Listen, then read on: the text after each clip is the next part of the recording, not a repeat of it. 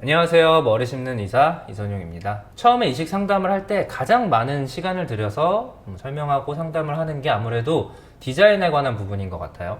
특히 탈모가 좀 많은 분들은 디자인을 조금 상대적으로 덜 신경 쓰시는 분들이 많아요. 내가 그냥 어떻게 좀 덮기만 하면 되지 이러시는 분들도 있는데, 특히 탈모가 심하지 않은 상태 이마, 즉 이 헤어라인 교정에 있어서 디자인에 대해서 신경을 좀 많이 쓰시는 것 같아요. 이 정수리에 숱이 적어서 이식하는 분들은 보통 밀도나 이식량에 대해서 주로 걱정을 많이 하시고, 탈모가 전반적으로 아주 심하신 분들은 디자인보다는 그냥 전체적으로 커브만 좀 되겠다, 어느 정도 덮일지 그거를 가장 신경 쓰시는 것 같아요. 그런데 이 디자인을 할 때 평소보다 시간이 좀 더 많이 걸리는 경우가 있어요. 바로 이 높이나 라인에 너무 욕심을 내는 경우죠. 난 그동안 이 넓은 이마로 살아왔던 게 너무 스트레스였다 이렇게 얘기하시면서 제가 추천해드린 정도의 높이나 이제 헤어라인 그 디자인보다 조금 더 과하게 내리길 원하시는 분들이 있거든요. 제가 양심이 없다면, 돈만 밝히는 사람이라면 그렇게 해드리겠죠. 많이 하고 라인 확 내려서 이식량이 많아지면은 비용도 비싸지니까 좀 돈 많이 벌겠죠. 근데 그래도 의사잖아요. 우리 몸에 하는 거잖아요. 그래서 일단은 처음에는 설득을 합니다. 환자분이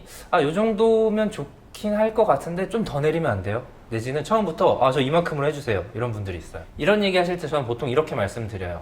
지금 이렇게 선으로 디자인을 해놓은 상태랑 여기서 모발이 자라 나오는 거랑 느낌이 많이 다르실 거예요. 실제로는 이렇게 모발이 다 자라고 난 다음, 그러니까 1년 정도 지났을 때는 이 정도만 해도 충분히 만족이 되는구나, 이 정도만 하길 잘했다 하시는 분들이 많다고요. 그런데 한 10명 중에 1명 있을까 말까 하는 경우가, 이런 경우가 있어요. 시술 결과가 잘 나온 다음에 이렇게 얘기를 하시는 거죠. 이 정도 했는데, 예를 들어서 3,000모 했는데 이렇게 좋아졌어요. 그럼 한 1,000모 더 하면 더 좋아지지 않을까요? 이러면 해야죠. 뒷머리가 여유가 있고 탈모가 심하지 않다면 상식적인 범위 내에서 조금 라인을 내리거나 모양을 바꾸거나 추가적으로 이식하는데 대부분 문제는 없어요. 이 디자인을 변경하면서 추가 이식을 할 때, 그러니까 밀도가 낮아서 추가 이식을 하는 경우가 아닌 경우죠. 이제 헤어라인을 더 내리거나, 즉 이마 높이를 더 좁게 만들거나, 아니면 양쪽 끝 라인을 변경하거나, 그러니까 모양을 조금 다르게 만들거나, 이런 경우들이 있어요. 자, 구체적으로 사례를 보면서 좀 말씀을 드릴게요.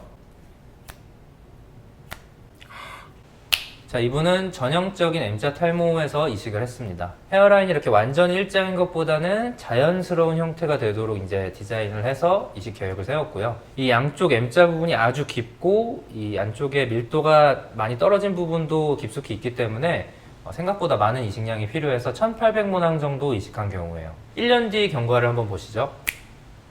이렇게 촘촘하고 자연스럽게 밀도도 잘 나왔어요. 그런데 이때 이렇게 말씀을 하시는 거예요. M자 이마가 없어져서 너무 좋은데 이렇게 이마가 좀 좁아진 걸 보니까 이번에는 이쪽이 조금 상대적으로 넓어 보여, 양쪽이. 여기도 좀 좁아지면 더 좋을 것 같아요. 이렇게 얘기를 하시는 거예요. 이런 경우에는 관자놀이 쪽 탈모가 심해서 이렇게 완전히 밀렸다기보다는 밀도 자체가 약하고 모발들이 좀 가늘어서 요 라인이 좀 뚜렷하지 않아서 이렇게 밀려 보이는 거거든요. 그래서 자연스러운 범위 내에서 이 관자놀이 쪽 라인을 조금 보강해서 좀 더 뚜렷한 라인을 만들기로 이식 계획을 세웠어요. 그래서 350모낭 정도 추가적으로 이식을 했습니다. 그런데 이 관자놀이 쪽은 이 거울 다들 보시면 아실 거예요. 아주 굵은 머리가 있는 게 아니라 자연스럽게 좀 가느다란 모발들이 있기 때문에 너무 굵거나 혹은 촘촘한 2모, 3모짜리 모낭 단위 대신 대부분 단일모 모낭 단위로 이식을 했었죠. 자, 2차 이식 후 6개월 정도 지난 결과입니다.